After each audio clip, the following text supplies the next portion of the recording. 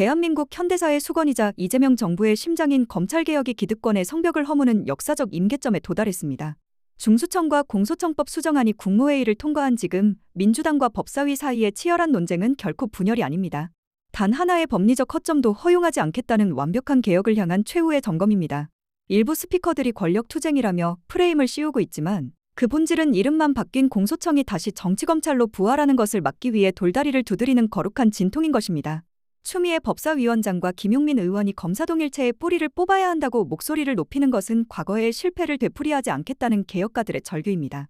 지도부가 큰 틀을 사수하고 법사위가 독소조항을 도려내는 이 뜨거운 조율이야말로 검찰 독점을 완벽하게 해체하겠다는 단단한 의지입니다. 검찰이 수사권을 우회적으로 확보하려는 그 어떤 시도도 용납하지 않겠다는 이 압박이야말로 국민을 위한 진정한 충정입니다. 이 거침없는 동력은 이재명 대통령을 향한 국민들의 압도적인 신뢰에서 나옵니다. 지지율 65%의 고공행진은 구조개혁을 완수하면서도 국민의 밥상 물가를 지키는 민생 대통령의 유능함 덕분입니다. 특히 기름값을 올리려는 탐욕의 가격 상한제 칼날을 휘두르며 엄단하는 결단력에 국민들은 환호하고 있습니다. 민생을 최우선으로 하는 이재명 정부의 정체성이 지지율 상승의 결정타가 된 것입니다. 이재명 대통령은 지금 한 손에는 검찰 해체의 칼을, 다른 한 손에는 물가 안정의 방패를 들고 대한민국을 승리로 이끌고 있습니다. 개혁과 민생이라는 두 마리 토끼를 잡는 압도적 리더십 아래 수십 년 묵은 검찰 독점 체제가 산산조각나고 진정한 국민의 시대가 열릴 것인데요. 이러한 가운데 예상치 못한 폭탄 발언이 터져나왔습니다. 검찰개혁의 핵심은 문재인 정부에서 수사권 조정을 하려다가 성과가 아예 없었던 건 아닌데 많이 부족했죠. 그래서 그것 때문에 문재인 대통령이 지금까지도 일부 민주당 지지자들한테 지금까지도 씹히고 있죠. 한 게 뭐냐? 문재인 정부 때. 저도 동의하는 부분이 상당히 있습니다. 근데 이제 수사권 분리, 수사권 조정을 어느 정도는 하려고 했는데 뭐 등짜 갖고 장난치고 검찰이 뭐 난리를 쳐갖고 결국은 실패했다고 봐야죠. 그래서 이제 아예 공소만 하는 공소청, 수사만 하는 중수청으로 검찰을 나누자. 이게 수사기소 분리인데 내용을 들여다봤더니 야, 수사 시작하면 바로 시작하는 즉시 검사한테 보고해. 수사하는 내용 과정 다 보고해.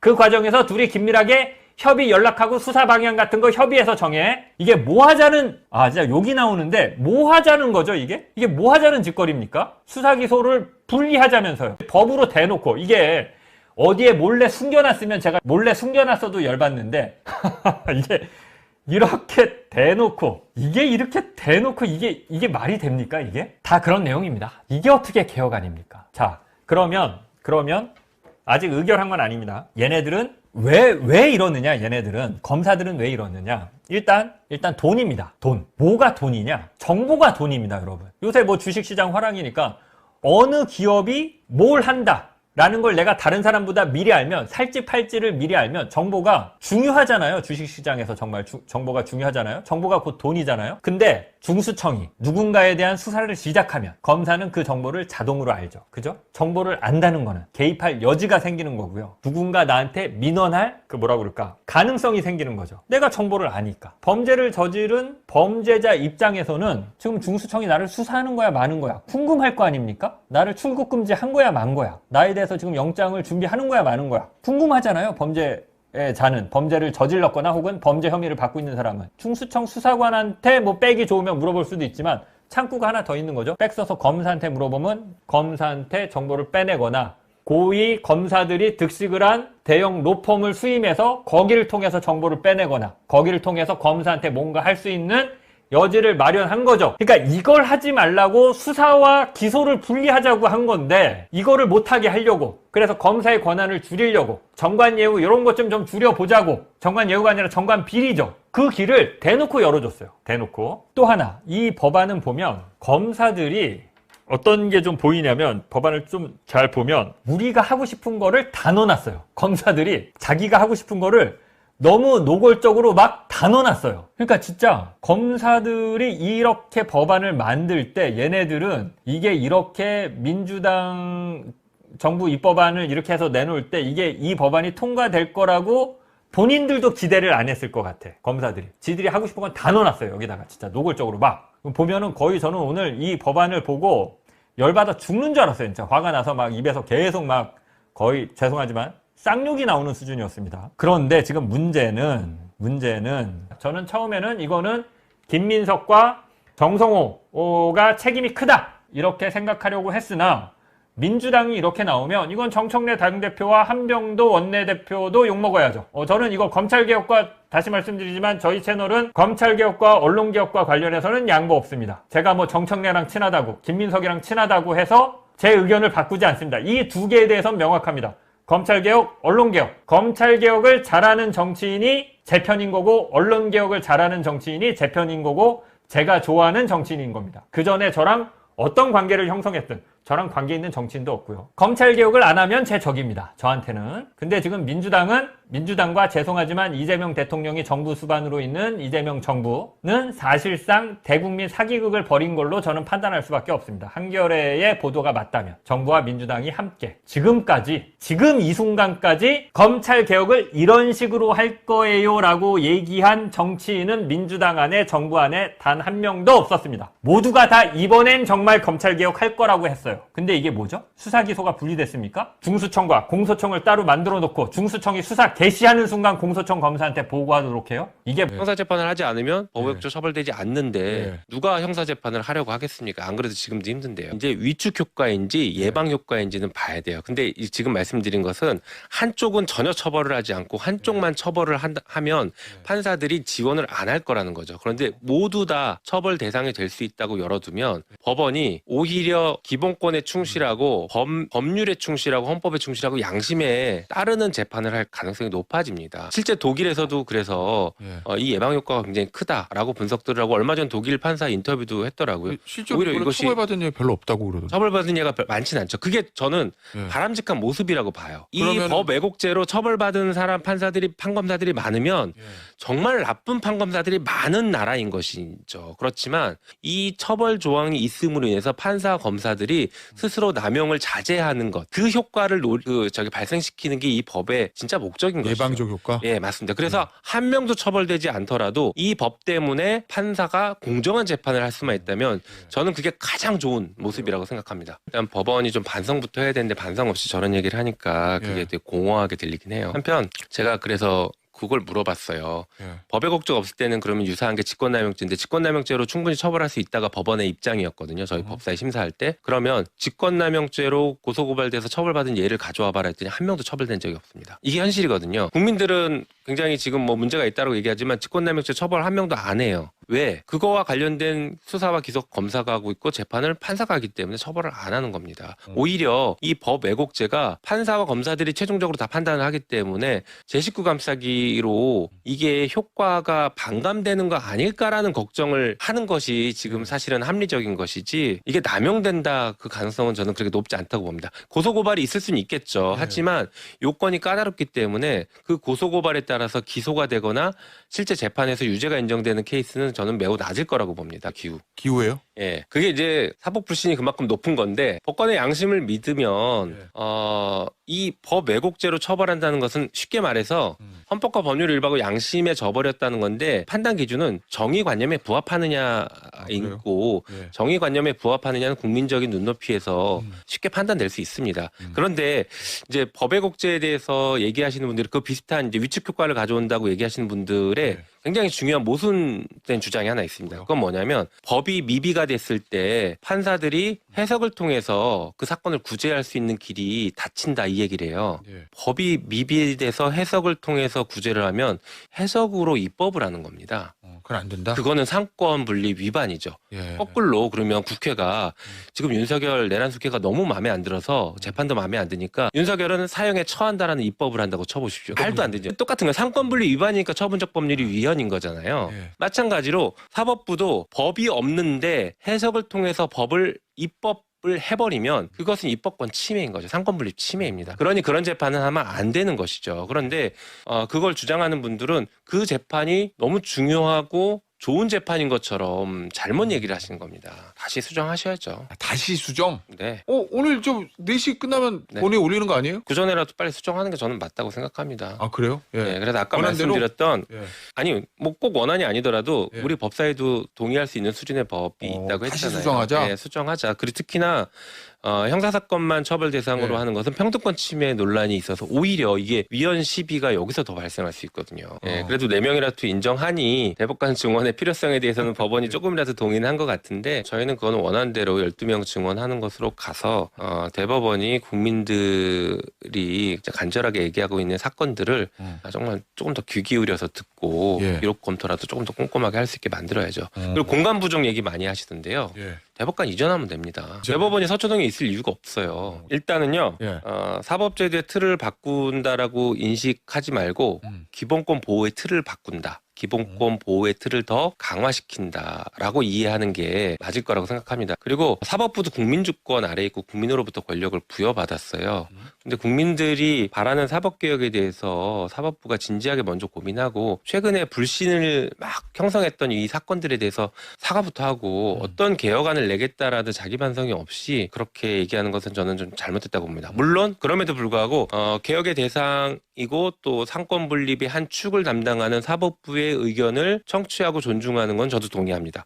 그래서 실제 저희가 당에서도 사법부 의견을 많이 들었어요. 그렇지만 아까 말씀드린 것처럼 현재 문제가 되는 것에 대해서 인정하지 않아요. 사법부가. 문제가 없대요. 그러다 보니까 개혁의 출발점이나 전제가 생각이 너무 평행선을 달리고 있는 거예요. 대법관이 13명인데 헌법재판관 9명이란 말이에요. 근데 재판소원이 받아들여지게 되고 그 본인들의 숫자는 24명으로 늘어나고 이렇게 되면 누가 봐도 이게 권위가 떨어진다. 위치가 격화된다. 이런 거. 전형적인 밥그릇 얘기입니다. 물론 근본적으로는 하급심 판사들을 늘리는 게 지금 시급한 문제입니다. 그 판사들을 선발하는 방식과 관련해서 지금 법원이 기존의 입장을 또 고수하고 있는 게 있거든요. 그 다양한 경험을 가진 또 사회적으로 다양한 시각을 반영할 수 있는 사람들이 판사로 많이 일을 해야 된다. 뭐 이런 건데 법원은 그 문제를 숫자를 늘려가지고 해결하는 것도 필요하지만 본인들의 입맛에 맞는 도제식으로 그러니까 일을 하면은 굶만 않고 굴러서 일을 하는 그런 판사가 필요하다라는 입장이었어요. 까놓고 말하면 이제 그런 점에 대한 인식차가 있어서 그것이 어떤 식으로 하는 게 국민에게 가장 보탬이 되는 것인가 이런 방안을 놓고 국회가 좀 제대로 된 답을 내놔야 될 시점이 온 거죠. 지금은 그래서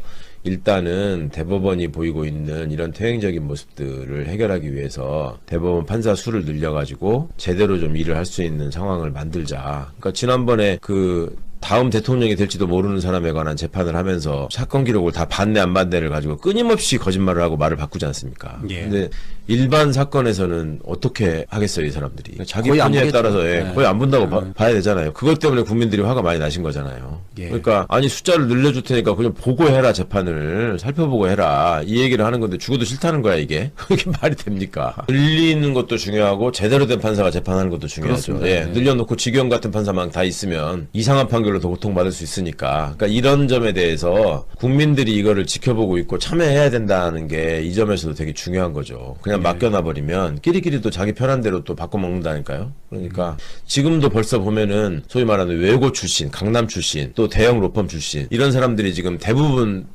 신규 판사로 임명되는 사람들의 절대 다수를 차지하고 있다는 겁니다. 이게 지금 큰 문제거든요. 그러니까 그런 문제를 근본적으로 해결하려면 숫자를 늘리고 그다음에 이 법조 양성 과정에 대해서 근본적인 수술이 있어요. 흔히 말하는 이제 사법개혁 3법에 대한 질문을 받고 이제 입장을 낸 게 있습니다.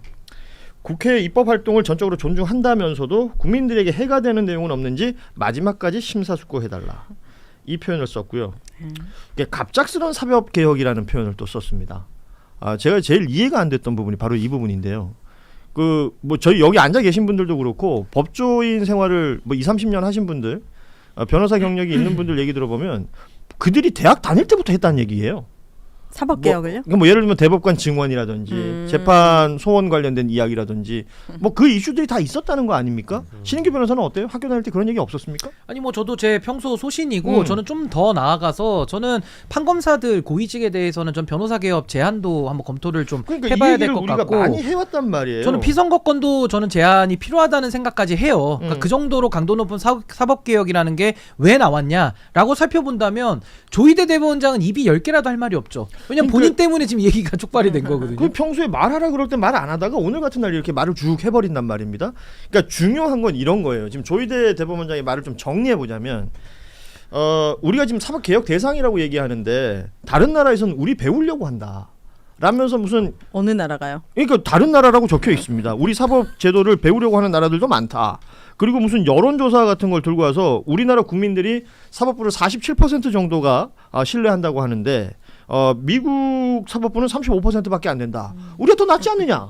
이런 얘기를 하고 있어요. 자기 지지율이나 보시라 그러세요. 거기 그래, 본인 없었으면 노조들이 다 나가라고 지금 60-70% 나왔을 거예요. 그러니까 이 조이대라는 인물은 지금 세상이 어떻게 돌아가는지 그러니까요. 모르는 것 같아요. 구름 위에 사는 것 같아요 지금. 그러니까 이 얘기를 했던 조이대 대법원장은 저는 개인적으로 문장 하나하나 다 반박이 가능하다고 보거든요. 우리 권태호 본부장은 이 사법 개혁에 대한 대법원장의 태도 어떻게 평가하십니까? 사법개혁 3법에 대해서는 그 야당 입장에서는 비판할 여지도 있다고 봅니다. 있다고는 보는데 야당의 입장에서는 야당 입장에서 재판 소원제 같은 경우는 사실 1987년도에 신인규 변호사 더 잘 아시겠지만 1987년도에 그 우리가 헌법재판소를 처음 만들 때 원래는 그 재판 소원도 포함되기로 하려고 했었던 거죠. 근데 그때 사법부에서 강하게 반대해서 못했던 거고, 그렇죠. 그리고 사실은 이제 모든 헌법재판소에다가 우리 국민들이 이거 법률이 잘못됐다라고 해서 헌법소원을 할 수 있는 건데 그 중에서 재판은 뺀다. 그 예외를 둔 거잖아요. 그 예외를 예외 없이 하자는 거기 때문에 어떻게 보면 물론 재판 소원을 했을 때 그 운용이라든지 형식적이라든지 그런 것에서의 부작용은 우려할 수도 있지만 그 근본 자체, 취지 자체까지도 전부 다 이게 잘못됐다라고 말하기 힘들고요. 대법관 증언은 사법부가 자기들이 요구했던 거기도 하고, 그렇죠. 그 대법관은 계속해서 증언하려고 했는데 증언하면 그걸 다시 줄이고 계속해서 사법부가 특히 대법관 쪽에서 반대해 왔던 거예요. 그래서 이거는 두 가지가 말이 안 되고 법 왜곡죄 같은 경우도 지금은 사실은 법 왜곡죄를 했을 때 직권 남용이라든지 다른 걸로도 할 수 있다 또는 부작용을 많이 이야기하는데 이게 경계의 의미가 있다라고 또 이야기를 하잖아요. 이거는 뭐냐면 그만큼 우리가 검사, 판사들의 그 판결이나 그 검찰의 수사가 얼마나 잘못됐고 이거 이상하다라는 게 너무 많으니까 오죽했으면 이런 것까지 나왔겠느냐라고 해서 다시 한번 자기를 성찰하고 반성을 해야 되는 건데 이거를 가지고 마치 뭐 우리가 뭘 잘못했냐라는 식으로 나오는 거는 사실은 좀 깝깝하죠.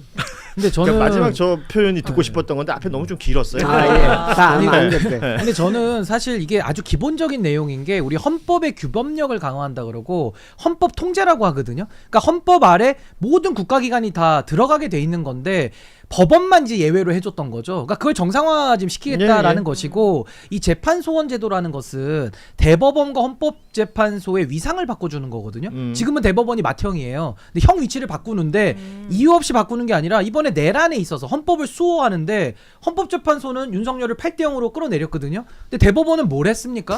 풀어줬고 또 내란도 정리하는 과정 속에 재판 지연부터 해가지고 특히나 이재명 대통령 사건 그 희대의 정치 판결, 희대의 정치 개입 사건 아닙니까? 예, 그렇기 때문에 저는 대법원장 이름이 또 희대라서요. 그래요? 예. 그렇군요. 그래서 저는 희대의 정치 개입에 대해 가지고 대법원 스스로 죄를 지은 거예요. 어떻게 보면. 그래서 저는 이 부분에 대해서는 결자 해지. 그럼 대법원장이 억울할 수 있잖아요. 그럼 본인이 자기가 한 행위니까 자기 스스로 국민들이 물으면 답을 해야죠.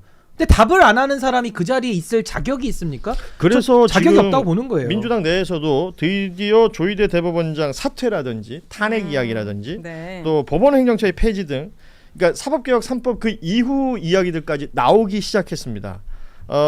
사법부는 어떠한 경우에도 헌법이 부여한 소임을 다하겠다라면서 이 조희대 대법원장이 오늘 아침에는 이게 마치 못 들은 것처럼 질문을 막 하는데 자꾸 못 들은 것처럼 이거 다른 얘기를 약간 하고 있는 한동훈 씨랑 되게 비슷해요. 한동훈 전 대표도 론스타 얘기할 때는 2시간 얘기하는데 뭐 다른 거 불리한 거 뭐 무죄 나온 거 물어보면은 싹 피해버리거든요. 출마 얘기도 비슷합니다. 그러니까 이거 굉장히 그 조희대 대법원장이 한동훈 스타일을 지금 고수하고 있다. 그러니까 장본인이잖아요. 조희대 대법원장이 지금 사실은 본인이 그걸 인지 못하고 있는 것 같은데 대부분의 국민들이 사법개혁 얘기하면서 제일 먼저 떠올리는 인물이 조희대라는 인물이에요. 그리고 직위원이라는 판사의 그 구속 취소부터 이어져 왔던 내용들일 건데 여기에 대한 답이 없어요.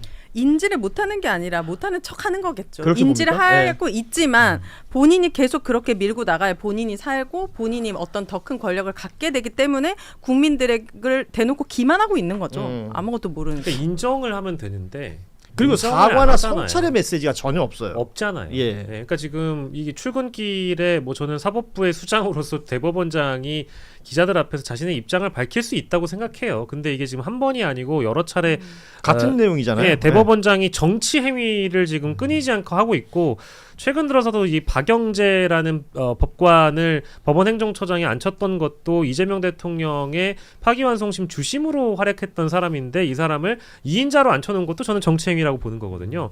그러니까 여전히 정권은 국민으로부터 바뀌어서 행정부의 수장이 교체됐고 정권 교체가 됐음에도 불구하고 사법부의 과거 정치 행위를 했던 법관들은 여전히 그 자리를 지키면서 국민 위에 군림하고 있다라는 이미지를 굳혀가고 있는데 예. 그거에 대한 인정이나 반성 성찰 없이 입법부의 행위만을 비판하겠다?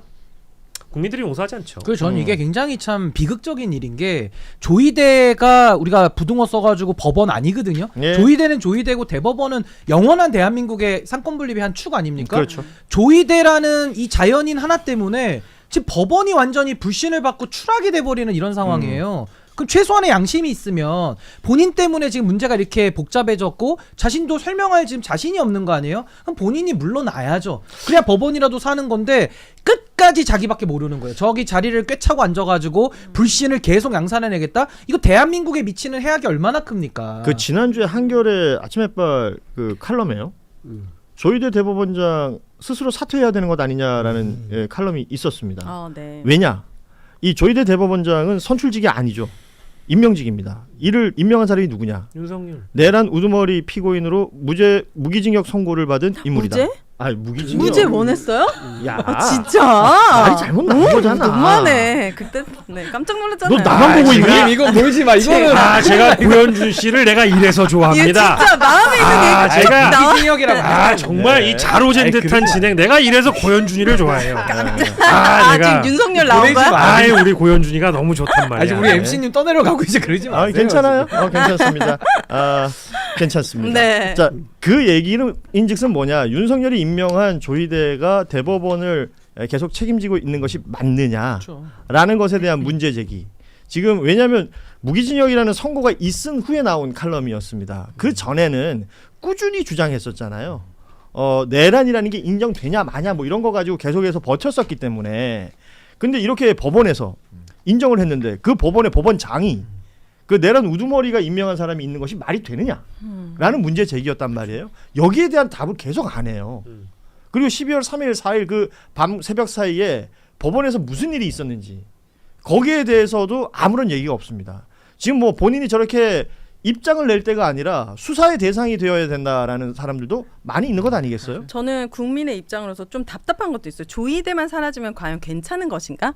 이번에도 그 이란 대통령 죽었을 때 인터뷰 들어보니까 더 강경한 사람이 후보로 나올 수도 있다는 얘기가 들렸어요. 네, 대통령은 아니고 이제 최고 지도자. 죄송합니다. 어쨌든 그런 얘기하는 거겠죠. 그 사람. 근데 이 조희대가 이렇게 난리칠 수 있었던 것도 자기가 믿는 나름의 그런 코어가 가능한 굉장히 오염된 그런 판사들이 곳곳에 배치되어 있기 때문에 그들을 믿고 또 가는 거잖아요. 그러니까 이게 이 사람이 단지 자리만 사라진다가 아니라 이런 사람에게는 어떤 처벌을 하든지 아니면 어떤 아주 큰 리스크를 주든지 해야지 안 하지. 아니 그래서 저는 조희대 같은 경우는 이미 스스로 권위를 잃어버렸기 때문에 더 이상 대법원장직을 수행할 수가 없어요. 왜냐하면 법원행정처장도 임명도 못할 겁니다. 누가 조희대 밑에서 처장직을 하려고 하겠어요. 그렇기 때문에 저는 법 왜곡죄도 좋지만 더 중요한 건 법 왜곡죄는 어차피 판사들 똑같은 사람들이 판단하지 않습니까? 국회가 전 탄핵까지도 열어놓고 국정조사를 통해서 만약에 탄핵이 의결이 된다면은 헌법재판소에서 판단을 하거든요. 저는 한번 판단을 받아보자는 겁니다. 그렇죠. 그거 없이 돌입이라는 게 그렇게 그거 밸런스를 없이 맞추는 어떻게 거니까. 이걸 정상화시킬 수 있습니까? 그냥 법 왜곡죄를 100번 만들어도 조희대에 대해서 실질적인 우리가 제재를 할 수가 없잖아요. 그러니까 좀 그런 부분에 대해서 우리 사회가 좀 진지하게 이제는 논의를 좀 해봐야 되는.